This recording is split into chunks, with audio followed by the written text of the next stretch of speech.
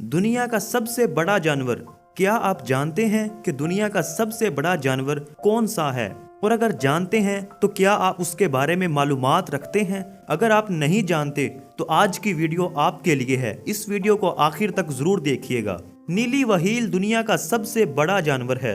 नील whale सबसे ज्यादा बहरुल काहल में पाई जाती है। इसकी लंबाई तकरीबन 100 फीट और उम्र 500 साल तक होती है। नील व्हेल एक बहुत खूबसूरत और खतरनाक जानवर है। आपको बताते चलें कि नील व्हेल समंदर में पाई जाने वाली एक मछली का नाम है। व्हेल का वजन 200 टन से भी ज्यादा होता है।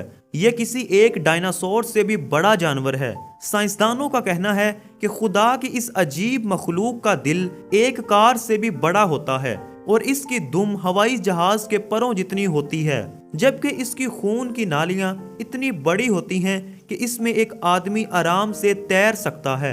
दोस्तों, दुनिया के इस सबसे बड़े जानवर के बारे में अगर आपको कुछ मालूमात है तो हमें कमेंट बॉक्स में जरूर बताइएगा।